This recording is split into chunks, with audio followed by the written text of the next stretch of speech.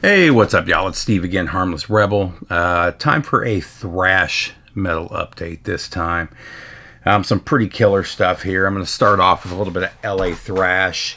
This is a band I didn't even know about. This is a reissue of their debut that Brother Scott Waters did in conjunction with Metal Blade and Backbreaker Records, but this is Fueled by Fire.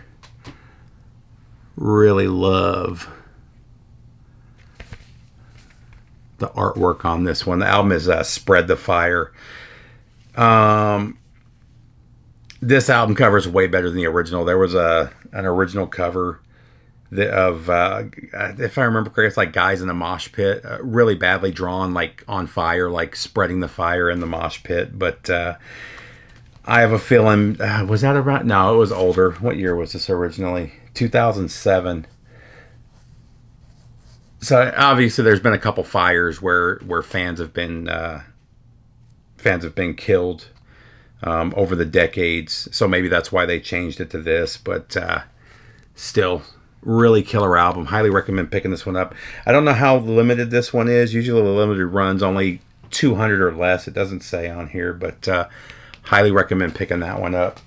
This next one took me a while to find. I finally found a copy, and if you need a copy of it, Zia has them, Zia Online, and they ship within a couple of days. Excuse me. But this is the new album from Flotsam and Jetsam. It's fantastic. It's called I Am the Weapon. Been spinning this quite a bit lately. Excuse me. I had a chest cold a few days ago and it's gone, but I've got the cough that won't go away. But fantastic record, though, the new Flots. And then I was looking online, and this is one I've wanted for a while, but the price is well into the $100 range. And I ended up finding this copy really cheap because there's a couple dinged corners on it. I paid less than $30 for it, but this is No Place for Disgrace 2014, which is a re-recording of their second album. Their second album, right? Excuse me, yeah, their second album. But so there you go. And you can see, it's got a bent corner right there, and then kind of crushed right there. But for under $30 for an album that's going for like 120, 130. And then last but not least, I pulled this one out. My God. Haven't listened to this one in a while either. This is a reissue from a few years ago that High Roller did. If these are still available, get them because they sound fantastic, and it's a super underrated album. Let's see, we'll save that one. Now that I started coughing, I won't be able to stop, so I'll try to get through this pretty quick. I should have went through and put this stuff in order, but I never think about that beforehand. Next up, this just got reissued. I've always wanted this on vinyl. The originals are pretty pricey. I've had CD copies for years, but this is Sanity Obscure from Believer. This is when they're kind of transitioning a little bit more prog to their thrash. Just fantastic, though. And then you've got this one. I can't remember if this is the last or the one before, or the second to last. I believe they have a new album coming out too, if I remember correctly. But Transhuman, and this is, at this point, they've pretty much gone straight up prog metal. You still got some elements of the thrash in there, but nothing like before. Really good, though. I really dig this and the other album from this era as well. Next up, Deliverance, Camelot, and Smithereens. There's a whole story behind this. This got re-recorded just recently. I believe this is the original version and not the Redux version. They did a Redux version as well. Do I have it here? I think I got them both. I think they did the Redux on vinyl too. But here's a copy of the 2 CD and 1 DVD. But glad to finally have this one. Yeah, originally released in '95. I've always wanted this on vinyl. This is one of the few Deliverance releases that I didn't have. So super happy to have this one because I've always loved that record, even though Jimmy really didn't. This I was shocked to find in my local store. I've been looking for this for years in good condition. I want to get all of the Auburn stuff. I'm still missing 1 or 2 original pressings. But Maximum Destruction from Destructor. Just a fantastic thrash album. And super stoked to finally have an original of that one.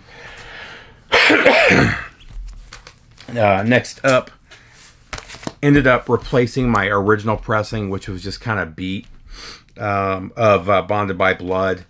This is the alternate cover that came out. The second pressing had this alternate cover in Europe. I don't know if it was ever released in the US with this cover, but I didn't buy it for the cover. I bought it because it's in pretty much mint condition, and the other original pressing I had was just kind of beat.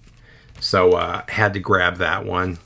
And then after listening to that, I ended up having to pull out Fabulous Disaster, which may be my favorite. This may be my favorite over the debut. Absolutely love this record, though.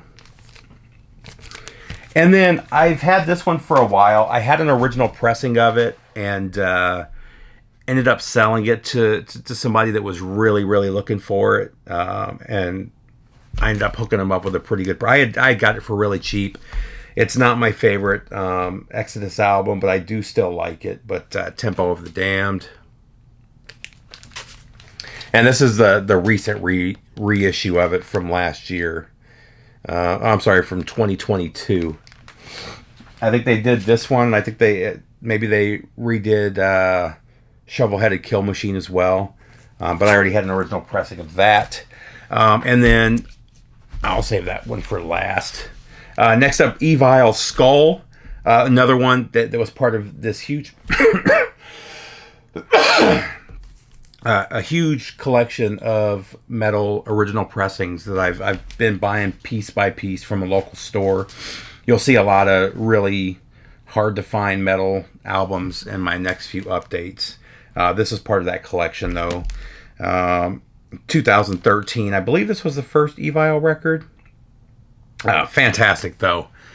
Just really killer. Really dug this one. And then last but not least, Schizophrenia from Sepultura is one of my all-time favorite records. It's my favorite Sepultura record. When they announced that they were going to re-record it, the Cavalera brothers, I was super stoked just because when I saw them do Arise and what was the other?